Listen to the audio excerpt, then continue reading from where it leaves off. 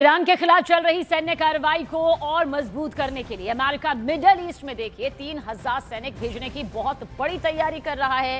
ये सैनिक अमेरिकी सेना की एलीट इकाई 82वीं एयरबोर्न डिवीजन से है और वॉल स्ट्रीट जर्नल और अन्य अमेरिकी मीडिया के मुताबिक इन सैनिकों को जल्द तैनात करने का आदेश भी जारी हो चुका है। दावा किया जा रहा है कि होर्मुज स्ट्रेट और इजराइल पर ईरान के भारी दबाव के चलते ये फैसला यहां पर लिया गया है।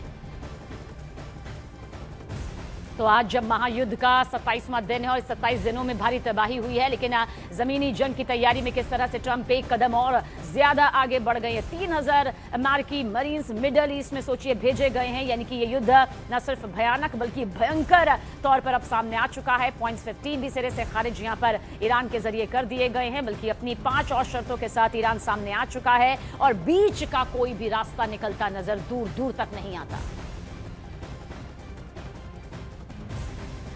और देखिए, पैराट्रूपर्स का ईरान की सरहद के पास तैनात होना ईरान के लिए खतरनाक साबित हो सकता है, लेकिन ईरान के किन इलाकों पर इन पैराट्रूपर्स की पैनी निगाह रहेगी और उनके सभी संभावित टारगेट यहां पर क्या हो सकते हैं, ये भी अब आपको सिलसिलेवार तरीके से बताते हैं। दरअसल खार्ग आइलैंड, केशम द्वीप, इसके अलावा टूनब द्वीप, बंदर अब्बास, लारक द्वीप, साथ ही अबू मूसा द्वीप, ये यहां पर टारगेट हो सकते हैं। और साथ ही ये पूरी तरह से अगर टारगेट पर होते हैं तो यकीनन एक बहुत बड़ा नुकसान भी यहां पर युद्ध भूमि से, युद्ध के क्षेत्र में नजर आएगा। पहले ही इन 27 दिनों में बेहद खतरनाक तस्वीर सामने आ चुकी है और आज महायुद्ध का ये 27वां दिन भी जारी है।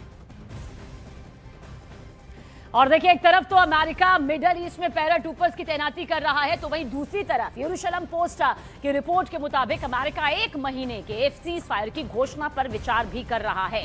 यानी कि ट्रंप के दिमाग में क्या चल रहा है ये फिलहाल कोई नहीं जानता है।